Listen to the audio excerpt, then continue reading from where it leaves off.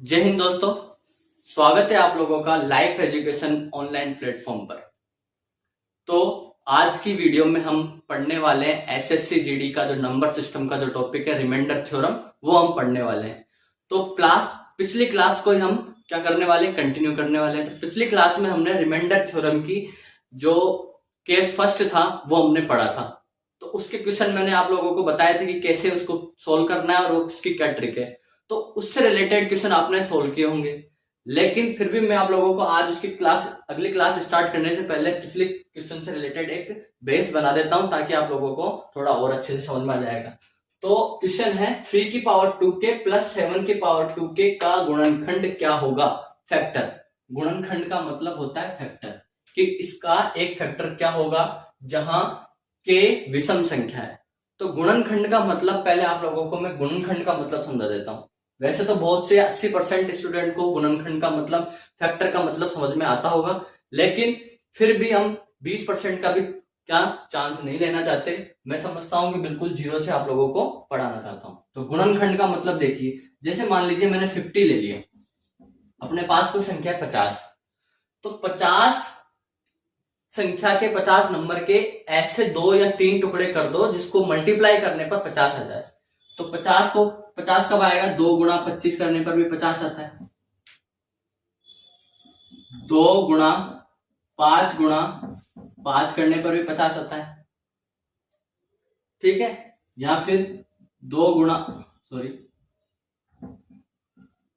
या फिर 5 गुणा 10 करने पर भी 50 आता है। तो ये 50 के गुणनखंड हो गए 2 और 25, 2 और 25 50 के फैक्टर हो गए, 2 गुणा 5 फैक्टर हो गए, 5 गुणा 10 फैक्टर हो गए। तो या तो ये फैक्टर हो गया या ये या ये। तो ये 50 के फैक्टर है। इसका मतलब गुणा करने पर, मल्टीप्लाई करने पर क्या आना चाहिए, हमारे पास 50 आना चाहिए। उसका मतलब होता है गुणनखंड फैक्टर।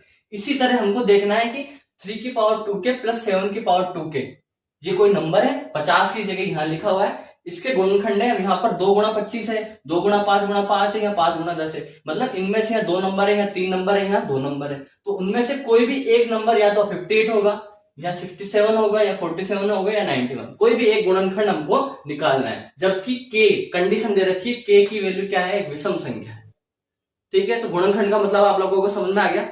तो हम सोल्व करते हैं कि इसको आगे कैसे सोल्व किया जाए। तो देखिए, तो पिछली क्लास में हमने पढ़ा था कि ट्रिक क्या पढ़ी थी, हमने पढ़ी थी कि यहां पर जो होती है a की पावर x प्लस b की पावर y, x ये पावर दोनों सेम होनी चाहिए और बीच में प्लस का साइन आना चाहिए, ठीक है। तो क्या होना चाहिए, x क्या होना चाहिए, विषम होना चाहिए। अगर x विषम होगा, ठीक है, x क्या होगा, विषम, ओड नंबर होगा, पावर ओड नंबर होगी, तो क्या होगा, इसका जो फैक्टर होगा वो फॉर्मूला मैंने आप लोगों को बताया था कि पहला फैक्टर तो होगा a प्लस बी, या इसको x प्लस वाई के फॉर्म से भी कर सकते हैं, a प्लस बी, और नेक्स्ट हो जाएगा a की पावर x और अप टू b की पावर x, ऐसे चलने वाला है। तो फर्स्ट जो फैक्टर होगा वो a प्लस बी होगा। इस तरह से मैंने आप लोगों को सोल्व करना सिखाया था। तो करते हैं। 58 है, 67 है, 47 है, 91 है। तो सबसे पहले तो a की पावर x और b की पावर x के फॉर्म में होना चाहिए। तो क्या a की पावर x के फॉर्म में हो, क्या 3 की पावर 2k है। अब 2 होता है वो सम होता है, हमारे पास यहाँ विषम है, तो थोड़ा गड़बड़ हो गया, ठीक है। तो हम क्या करेंगे, इसको सोल्व करने के लिए देखिए आप 3 के पावर 2k को मैं ऐसे लिख सकता हूं। 3 की पावर 2k को हम क्या लिख सकते हैं, 3 की पावर 2 की पावर k, मतलब 3 की पावर 2k को अपन ऐसे डिनोट कर सकते हैं। ऐसे ही 7 की पावर 2k को क्या लिख सकते हैं, इसको लिखा जा सकता है 7 की पावर 2 की पावर k। तो क्या हो गया, 3 की पावर 2k को लिख दिया 3 की पावर 2, और 3 की पावर 2 कितना होता है, 3 की पावर 2 होता है 9, 9 की पावर क्या आ गई, ठीक है, प्लस 7 की पावर 2, तो 7 रेज टू द पावर 2 कितना हो गया, 49 की पावर k। अब ये देखो आप, कुछ ऐसा बन गया, और इसका जो पहला, और यहाँ k क्या है, विषम संख्या है, यहाँ भी x क्या होती थी, विषम संख्या होती थी। इसका मतलब ये कुछ ऐसा बन गया, तो इसका जो पहला फैक्टर होगा वो क्या होगा, 9 प्लस 49 होगा। और दूसरा अगले फैक्टरों से हमको कोई मतलब है नहीं। 9 प्लस 49 कितने होते हैं? 49 प्लस 9 कितने हो गए? 58 हो गए। इसका मतलब पहला जो गुणनखंड आएगा वो क्या आएगा? 58 आएगा। तो आपका आंसर क्या होगा? ऑप्शन नंबर ए होगा। तो दोस्तों इस तरह से आप इस तरह के क्वेश्चन सॉल्व कर सकते हैं। आप लोगों को समझ में आया होगा, ऐसी मेरी उम्मीद है कि आप लोगों को अच्छी तरह समझ में आया होगा। तो अब हम चलते हैं अगले केस पर कि यहां पर प्लस आ गया और पावर क्या आ गई? विषम संख्या आ गई, ओड। ऐसा भी हो सकता है कि ओड की जगह क्या हो जाए? इवन भी हो सकता है। तो वो देखिए, चलते हैं। तो स्टूडेंट ये क्वेश्चन हो गया। अब नेक्स्ट क्वेश्चन की तरफ चलते हैं, लेकिन उससे पहले एक छोटी सी चीज मैं आपको बताना चाहता हूं कि यहाँ मैंने पिछली क्लास में आपको बताया था x की पावर n प्लस y की पावर n। तो उससे कोई ज्यादा फर्क नहीं पड़ता, क्योंकि यहाँ a की जगह x हो गया, n की जगह x हो गया, कोई मतलब रिलेटेड नहीं। मतलब आप लोगों को मेन चीज ये ध्यान रखनी है कि ये पावर सेम होनी चाहिए और यहाँ कोई भी नंबर हो सकता है, अलग अलग हो सकता है। जैसे a की जगह x है, यहाँ b की जगह y है, तो यहाँ दोनों नंबर अलग अलग हो सकते हैं। और x की जगह n और x की जगह n, तो कंफ्यूज होने वाली बात नहीं है। ये मैंने थोड़ा आपको बताया है, क्योंकि आप लोगों को जरूरी नहीं, रटना नहीं है आप लोगों को कि यही होगा, ठीक है ना? रटना नहीं है, यहाँ पर कुछ भी वैल्यू हो सकती है, तो केवल समझाने के लिए आपके लिए बनाया गया। तो दोस्तों सेकंड केस जो है वो ये है कि x की पावर n माइनस y की पावर n, जहां n क्या है? एक ऑड नंबर है। n क्या है? एक ऑड नंबर है। ऑड का मतलब विषम संख्या है। तो पिछले केस से और इस केस में क्या चेंज हुआ है? केवल और केवल ये साइन चेंज हुआ है। पिछले केस में यहाँ साइन था प्लस का और अब यहाँ साइन आ गया माइनस का। इसका मतलब चीजें वही होने वाली है, बस फॉर्मूला थोड़ा चेंज होगा। तो मैं आपको फॉर्मूला लिख के बता देता हूं। जैसे हमने उसके फॉर्मूले बनाए थे वैसे इसके फॉर्मूले हैं। तो देखिए, जैसे x माइनस वाई, एक्स की पावर 1 हो गया, y की पावर 1 हो गया। तो इसका जो फॉर्मूला बनेगा उसका तो फैक्टर वही करना है। आपको क्या सिखाया था मैंने? पावर कम करनी है, तो इसका तो यही होने वाला है x minus 1, x minus Y होगा इसका, उसके आगे कुछ हो नहीं सकता। दूसरा जो आ गया, मतलब n की जगह क्या होना चाहिए? विषम संख्या। तो विषम अगला कौन सा हो गया? 3 हो गया। तो X cube minus Y cube का अब इसका फॉर्मूला बनाना है। तो मैंने आप लोगों को क्या बताया था कि इसकी पावर एक क्या कर दो? कम कर दो, ठीक है ना? और ये जो पहला नंबर है वो एज इट इज लिख दो। तो एक्स माइनस वाई तो आ गया एज इट इज, इसको हमने पहले लिख दिया। यहाँ साइन माइनस का इसलिए यहाँ माइनस लगा दिया, उसमें साइन प्लस का था इसलिए हमने क्या लगा दिया? प्लस लगा दिया था। तो यहाँ माइनस का साइन था इसलिए माइनस का। अब उस क्वेश्चन में हमने क्या किया था? अल्टरनेट कहते हैं कि प्लस माइनस, लेकिन यहाँ माइनस होने के कारण यहाँ के सारे क्या हो जाएंगे? प्लस हो जाएंगे। तो आगे क्या लिखेंगे? पावर कम कर देंगे। तो पावर कम कर देंगे तो एक्स क्यूब था, तो अब कितना हो गया? एक्स स्क्वायर हो गया। और वाई की पावर 0, फिर पावर इधर वाली कम होगी तो एक्स की पावर 1 हो गई और वाई की पावर भी 1 हो गई। फिर और कम कर दो तो क्या हो जाएगा? एक्स तो 0 हो गया और वाई स्क्वायर हो गया, ये बन गया। और बीच में किसका साइन लगा दो? प्लस का। तो इसका जो फॉर्मूला बना वो बना x minus y, x square plus x y plus y square.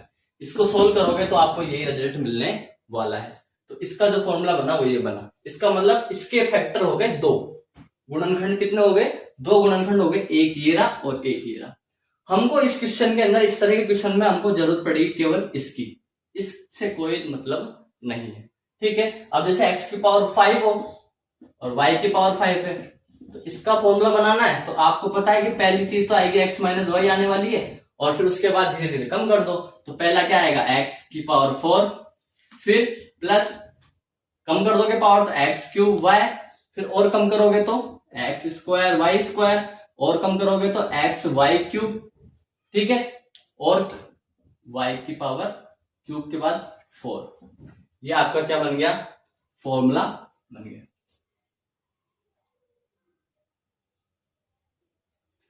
ये सॉरी x माइनस 5 नहीं y, ठीक है? तो ये आपका क्या बन गया? फॉर्मूला बन गया। तो इस तरह से आप लोगों को क्वेश्चन सोल्व करना है। तो ये तो हो गया आपकी ट्रिक। तो अब इसके क्वेश्चन पर चलते हैं कि ये क्वेश्चन कैसे आने वाले हैं। तो देखिए इस तरह के क्वेश्चन कैसे होंगे। तो इस केस के जो क्वेश्चन है मैं आप लोगों के सामने लेके आया हूं। 2 क्वेश्चन है। देखिए पहला क्वेश्चन क्या है? x की पावर n माइनस वाई की पावर n को x माइनस वाई से भाग लगाना है, डिवाइड करना है, और फिर उसका शेषफल क्या होगा। ठीक है, उसका शेषफल क्या होगा। अब यहाँ पर दोस्तों एक चीज छूटी हुई है, वो चीज क्या छूटी हुई है, एग्जाम में वो जरूर देगा कि यहाँ जो एन है उसके बारे में थोड़ी जानकारी जरूर देगा। तो या तो एन के बारे में कोई जानकारी नहीं है, एन के बारे में कोई जानकारी दे रखी है क्या, नहीं दे रखी, इसका मतलब ये क्वेश्चन में थोड़ी सी गड़बड़ है। अब वो गड़बड़ दूर करने के लिए हमको क्या लिखना है, एन क्या होगा, एक विषम होगा या सम होगा, ये जानकारी वो जरूर से जरूर देनी पड़ेगी उसको। एन की वैल्यू क्या है, विषम है, सम भी हो सकती है, तो ये जानकारी वो जरूर देगा। तो एन सम है और उसका शेषफल हमको ज्ञात करना है। तो सबसे पहले देखिए, अभी हम इसको सोल्व करना है। तो इसका जो फॉर्मूला बनाया था वो क्या बनाया था, एक्स की पावर एन, वाई की पावर एन, माइनस है और ओड है, विषम संख्या है। तो उसका जो फॉर्मूला था वो क्या था कि पहला जो गुणनखंड आएगा वो तो यही आएगा, एक्स माइनस वाई आएगा, और इसके आगे जो सोल्व होगा वो द्विपद प्रमेय बोलते हैं। वैसे आपको वो अंदर ज्यादा घुसने की जरूरत है नहीं, मैं आप लोगों को डायरेक्ट लिख देता हूं कि इसका जो कुछ सॉल्यूशन होगा वो इस टाइप में आएगा, बीच में कुछ भी आ सकता है, इससे हमको कोई मतलब है नहीं। और हमको इसको डिवाइड किससे करना है, एक्स माइनस वाई से इसको डिवाइड करना है। तो भाग लगाएंगे तो देखिए कट रहा है क्या कुछ, तो एक्स माइनस वाई से एक्स माइनस वाई कट गया, इसका मतलब ये पूरा पूरा डिवाइड हो रहा है। ठीक है, ये कंप्लीट डिवाइड हो रहा है, इसके अंदर कोई भी रिमाइंडर नहीं बचने वाला। तो इसका मतलब इसका जो शेषफल होगा, रिमाइंडर होगा, वो क्या आएगा, 0 आएगा। इसका शेषफल, इसका आंसर क्या होगा, 0 होगा। तो उम्मीद करता हूं आप लोगों को ये क्वेश्चन बहुत अच्छी तरह समझ में आया होगा। सेकंड जो क्वेश्चन है वो देखिए, 756 की पावर 273 माइनस 412 की पावर 273 को 86 से विभाजित करने पर शेषफल होगा। मतलब इसको 86 से डिवाइड करोगे और रिमाइंडर क्या आएगा वो आप लोगों को आंसर लिखना है। ठीक है, तो आप लोगों को मैंने 2 ट्रिक बताई है। पहली ट्रिक मैंने बताई थी कि अगर इस तरह का क्वेश्चन आ जाए तो देखिए यहाँ प्लस होगा कि माइनस, तो यहाँ पर है माइनस, पिछले क्वेश्चन में प्लस था, तो हमारे को लगानी कौन सी ट्रिक है, दूसरी भी कब लगानी है, जब पहले चेक करेंगे कि ये पावर कौन सी है, एन जो है वो सम है कि विषम है। तो हम देखेंगे यहाँ पर एन जो है वो क्या है, विषम है। तो जब विषम है तो उसको सोल्व कैसे करेंगे, उसका शेषफल क्या आएगा, तो फॉर्मूला ये लगाएंगे। तो सबसे पहला पार्ट क्या करेंगे हम, इसको सोल्व करने के लिए सबसे पहली चीज तो हम लिखेंगे 756 माइनस 412। ठीक है, और आगे से हमको दूसरे गुणनखंड से कोई मतलब है नहीं, यहां पर कुछ भी आ सकता है। ठीक है, और उसको डिवाइड करना है किससे, 86 से। ठीक है, इससे हमको कोई मतलब है नहीं। तो 756 में से 412 गए तो कितने बचेंगे, तो 756 माइनस 412 हो गए 344, 6 में से 344 बचे। 756 412 और उससे हमको कोई मतलब नहीं, हमको डिवाइड किससे करना है, 86 से, 86 से डिवाइड करना है। तो 86 से 344 को 344 में 86 का क्या लगाए, भाग लगाए। तो भाग लगाने पर क्या आएगा, तो देखिए 86 4 जा होते हैं 344।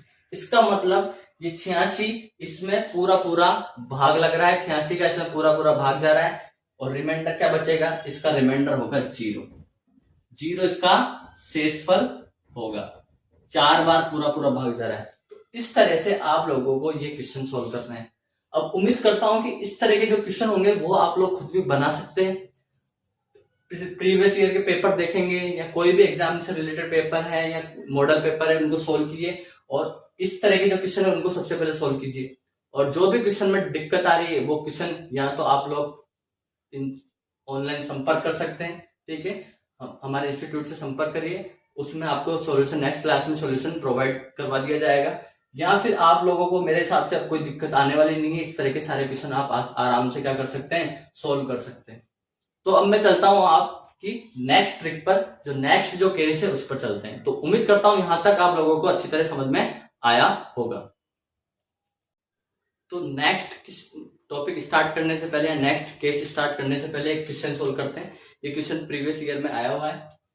27 की पावर 27 माइनस 15 की पावर 27 को 6 से विभाजित करने पर, 6 से डिवाइड करने पर रिमाइंडर क्या होगा, शेषफल क्या होगा। ऑप्शन ए है 1, बी है 0, सी है 3 और डी है 5। तो आप लोगों का चुटकियों में आंसर आ गया होगा, कितना आंसर आएगा, बी। देखते ही कैसे, देखिए जिन स्टूडेंट का आंसर नहीं आया, जिनको अभी भी थोड़ा डाउट है, वो मैं क्लियर करता हूं। तो अभी मैंने आप लोगों को बताया कि सबसे पहले चेक करना है कि ये कौन सा केस लग रहा है, फर्स्ट या सेकंड। तो मैंने बोला कि 27 माइनस 15, तो माइनस आता है, ये केस होगा सेकंड केस। ऊपर से पावर भी देखिए 27, इसका मतलब माइनस आ रहा है और पावर ओड है, और पावर ओड है और माइनस आता है तो सेकंड केस लगेगा। सेकंड केस को सोल्व कैसे करेंगे, x माइनस वाई, तो 27 माइनस 15, ठीक है, को किससे डिवाइड करना है, 6 से, डिवाइड बाय 6 कर दिया। और यहाँ जो सेकंड जो नंबर है उससे कोई मतलब है नहीं हमको, इसको 27 माइनस 15 से डिवाइड करो, कितना आएगा, 12 आएगा। 27 में से 15 गए तो कितने बचे, 12 बचे दोस्तों। और डिवाइड किससे करना है, 6 से कर दो। कितनी बार डिवाइड होगा, 2 बार डिवाइड होगा। 2 बार पूरा पूरा भाग गया, तो पूरा पूरा भाग जब 2 बार गया तो शेषफल कितना आएगा, तो शेषफल हमारा बचेगा, कितना बचेगा, 0। जब डिवाइड कंप्लीट हो रहा है, पूरा पूरा डिवाइड हो रहा है, शेषफल रिमाइंडर बच नहीं रहा, तो शेषफल कितना होगा, 0। तो आपका आंसर क्या आएगा, बी। तो इस तरह से आप लोगों को क्वेश्चन सोल्व करना है। तो अब चलते हम नेक्स्ट केस पर।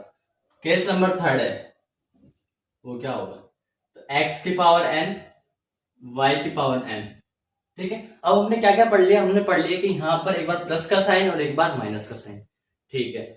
यहां पर पावर एक बार ओड और एक बार इवन। तो हमने जब प्लस का साइन पढ़ा था तो यहां पर पावर क्या पड़ी थी, इवन ओड पड़ी थी, मतलब यहां प्लस का साइन होगा फर्स्ट केस में, तो यहां पावर हो जाएगी क्या, विषम। लेकिन अब जो थर्ड केस है उसमें क्या होगा कि x की पावर n प्लस y की पावर n, और n क्या है, n क्या होना चाहिए, अब सम होना चाहिए, इवन होना चाहिए, ठीक है। और जो फोर्थ केस होगा वो क्या होगा, x की पावर n माइनस y की पावर n। तो हमने माइनस वाले में भी क्या पढ़ा था, n की वैल्यू क्या पड़ी थी, जो सेकंड केस में n विषम संख्या है, ओड नंबर है, तो यहां भी n क्या हो जाएगा, इवन हो जाएगा, सम हो जाएगा। तो ये थर्ड और फोर्थ केस है। तो थर्ड केस तो दोस्तों होगा ही नहीं, कभी भी ऐसा कोई क्वेश्चन दिखेगा ही नहीं एग्जाम में कि x की पावर n प्लस y की पावर n और n क्या होना चाहिए, इवन नंबर। तो ऐसा तो क्वेश्चन बनने वाला नहीं। तो ये देखा जाए तो थर्ड केस तो यहीं खत्म हो जाता है, क्योंकि ऐसा कोई क्वेश्चन बनता नहीं है, क्योंकि बहुत ज्यादा कॉम्प्लिकेटेड हो जाता है और इतना कॉम्प्लिकेटेड एग्जाम में आता नहीं है। अब बनने वाला है फोर्थ। एक चीज मैं क्लियर करने वाला हूं दोस्तों कि एग्जाम में वही क्वेश्चन आएगा जो आराम से कैलकुलेशन में ज्यादा से ज्यादा, मैक्सिमम से मैक्सिमम 20 सेकंड ले ले। अगर कोई क्वेश्चन 20 सेकंड से ज्यादा हो रहा है या उसमें टाइम लग रहा है तो वो क्वेश्चन कभी भी एग्जाम में नहीं आता। जिसको सोल्व करने में मैक्सिमम 20 सेकंड लग रही है, एग्जाम में ज्यादातर वही क्वेश्चन पूछे जाते हैं। और एसएससी जीडी का पेपर है आपका, तो एसएससी जीडी के अंदर केवल आप मेरी बात को पूरा ध्यान से गौर से सुनिए और ध्यान से समझिए कि एसएससी जीडी में जो मैं पढ़ा रहा हूं, ठीक है, उस टॉपिक के अलावा कोई क्वेश्चन आने वाला नहीं है। इतने ही सिंपल क्वेश्चन आएंगे और ना ज्यादा टफ क्वेश्चन आएंगे। हाँ, 10% क्वेश्चन होते हैं जो थोड़े लेवल के ऊपर होते हैं, ठीक है, लेकिन उन 10% क्वेश्चन को वैसे मैं सोल्व कराऊंगा सारे क्वेश्चन आपको, लेकिन घबराने वाली कोई बात नहीं है। जितने भी स्टूडेंट मुझसे जुड़े हुए हैं, हमारे इस प्लेटफॉर्म से जुड़े हुए हैं, उनको घबराने की कोई बात नहीं है, क्योंकि यहां से पढ़ाया हुआ आपको सिलेक्शन की ओर ले जाएगा, ठीक है। और जो 10% क्वेश्चन की मैं बात कर रहा था, वो 10% क्वेश्चन वैसे 80% स्टूडेंट से हो जाएंगे। बाकी के जो 20% स्टूडेंट है वो अगर नहीं भी करेंगे तो भी उनका सिलेक्शन हो जाएगा, क्योंकि कट ऑफ इतनी हाई नहीं जाती है। तो देखिए x की पावर n माइनस y की पावर n, n क्या है, एक सम है। तो ऐसे क्वेश्चन आपको जो थर्ड जो केस बनेगा, ये थर्ड केस तो है ही नहीं, अब ये केस आएगा, इस तरह के क्वेश्चन कैसे सोल्व करेंगे। तो देखिए कि x square minus y square हो गया, ठीक है, यहाँ आ जाएगा x की पावर 4 माइनस वाई की पावर 4 आ गया। यहाँ आ जाएगा x की पावर 6 माइनस वाई की पावर 6 आ जाएगा। तो ये क्वेश्चन है, यहाँ कुछ भी आ सकता है। तो इस क्वेश्चन को सोल्व करने के लिए हमारे पास क्या फॉर्मूला रहेगा, तो फॉर्मूला कुछ नहीं है दोस्तों, जब पावर प्लस के आ जाती है तो ये फॉर्मूला बन जाता है, एक बार प्लस में और एक बार माइनस में। X square minus y square का आप लोगों ने फॉर्मूला बचपन में पढ़ा होगा कि एक बार प्लस और एक बार minus, x plus y x minus y. तो फिर इसको सोल्व कैसे करेंगे, तो इसको भी सोल्व करने का क्या है, इसके गुणनखंड है, तो इसके गुणनखंड क्या करेंगे, इसको पहले लिख दीजिए एक्स स्क्वायर का whole square minus y square का होल स्क्वायर, लिख दिया। अब ये बन गया x square minus y square, मतलब ये पूरा तो हो गया एक्स स्क्वायर और ये पूरा हो गया वाई स्क्वायर। तो इसका फॉर्मूला क्या बन जाएगा, एक बार प्लस में और एक बार माइनस में। तो देखिए एक्स स्क्वायर एक बार प्लस में और एक बार माइनस में। अब हमको तो फैक्टर से मतलब है ना, आगे क्या आ रहा है क्या नहीं आ रहा उससे कोई मतलब ही नहीं है, तो हमको मतलब है केवल एक्स माइनस वाई से। ठीक है, तो आगे सोल्व किए, ये क्वेश्चन होगा सोल्व नहीं, x square plus y square कोई फॉर्मूला है नहीं, है फॉर्मूला लेकिन आगे आपको मतलब नहीं, हमको मतलब केवल इससे है। तो x square plus y square और ये एक बार प्लस में और ये एक बार माइनस में। क्यों? क्योंकि हाँ वापस यही फॉर्मूला लग गया, x square minus y square वाला। तो इसका जो सॉल्यूशन निकला वो ये निकला। तो ऐसे आप लोगों को इस क्वेश्चन को सोल्व करना है, इसके जो फॉर्मूले आएंगे वो इस तरह से आपको बनाना है। इसका बना सकते हो, क्या बनाओगे, एक्स क्यूब का whole square minus Y cube का होल स्क्वायर। तो ये कंप्लीट बन गया एक्स स्क्वायर, ये कंप्लीट बन गया वाई स्क्वायर। तो एक बार x cube plus y cube और एक बार x cube minus Y cube. इसको वापस ये फॉर्मूला मैंने अभी आपको बताया हुआ है, तो ये क्वेश्चन हो जाएगा सोल्व। ये फॉर्मूला आपको फर्स्ट सेकंड केस में बताया था ना कि प्लस हो और ऑड हो, माइनस हो और ऑड हो, तो उसको कैसे सोल्व करेंगे, तो फर्स्ट केस और सेकंड केस लग जाएगा यहाँ पर। तो इसको आगे, इसका तो एक फैक्टर बनता है एक्स प्लस वाई वाला और इसका एक फैक्टर होता है एक्स माइनस वाई वाला, तो इसके दो फैक्टर आ गए। तो इस तरह से आप लोग इस क्वेश्चन को सोल्व कर सकते हैं, ये फॉर्मूला आप लोग बना सकते हैं। तो हम चलते हैं इनके क्वेश्चन की तरफ। तो दोस्तों उससे रिलेटेड एक क्वेश्चन है। क्वेश्चन क्या है, 74 की पावर 26 माइनस 34 की पावर 26 डिवाइडेड बाय 5। तो शेषफल क्या होगा, रिमाइंडर क्या होगा। तो आप लोगों को सबसे पहले मैंने इसके सारे केस बता दिए। ठीक है, केस होते हैं रियल में 3। ठीक है, चौथा केस लगता नहीं है। तो 3 केस में से आप लोग पहले कंपेरिजन करिए कि कौन सा केस लगेगा। तो मैंने आप लोगों को पहला केस क्या बताया था कि यहाँ पर x की पावर में तीनों केस आपको लिख देता हूं, x की पावर y प्लस x की पावर n y की पावर n। सेकंड केस है x की पावर n y की पावर n और x की पावर n y की पावर n। ठीक है, तो या प्लस या माइनस।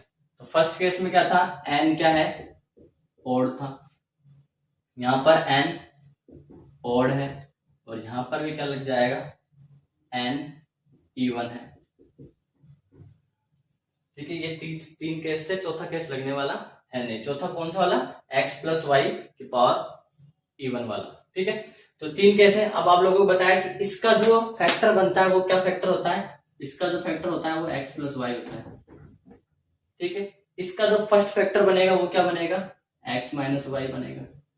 और इवन में इसका फैक्टर क्या बनता है, इसका तो बनेगा ही बनेगा x प्लस वाई और x माइनस वाई वाला फैक्टर, ये दोनों कंप्लीट बनते हैं। x प्लस वाई और x माइनस वाई दोनों आएंगे इसमें, ये आप लोगों को बताया है।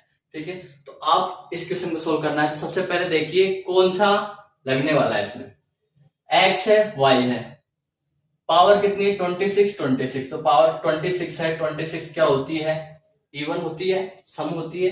दूसरी चीज माइनस लग रहा है, तो माइनस और सम, माइनस और इवन कहाँ आ रहा है, माइनस और माइनस इवन। तो माइनस और इवन यहाँ आ रहा है, इसका मतलब इसके ये फैक्टर बन सकते हैं, एक बार प्लस में और एक बार माइनस में। बाकी फैक्टर से हमको कोई लेना देना नहीं है। ठीक है, तो हमारे पास 2 फैक्टर हो गए, 74 की माइनस 34 एक बार कर दिया, एक बार कर दिया 74 माइनस माइनस क्या करें, प्लस करेंगे 34 कर दिया, और डिवाइडेड बाय क्या कर दिया 5 हमने कर दिया। अब देखिए 34 माइनस 74 माइनस 34 कितने होते हैं, तो 74 माइनस 34 में आप लोगों को मैं बताता हूं कितने होंगे, 40 होंगे। मल्टीप्लाई बाय 74 और 34 कितने होंगे, 108 होंगे, और डिवाइडेड बाय 5।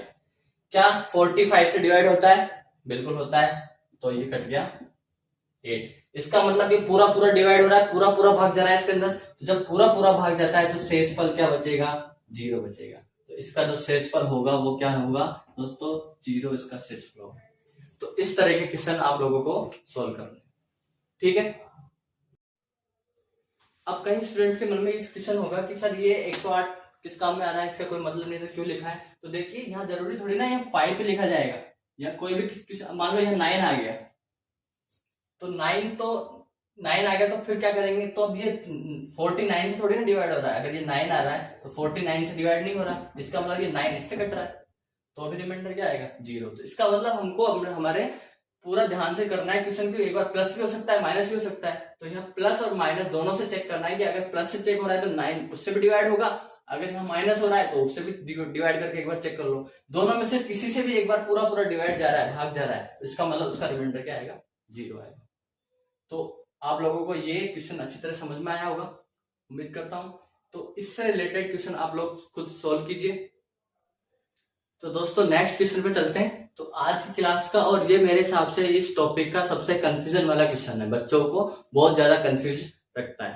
तो देख क्वेश्चन है 5 की पावर 2n माइनस 2 की पावर 3n का एक गुणनखंड होगा।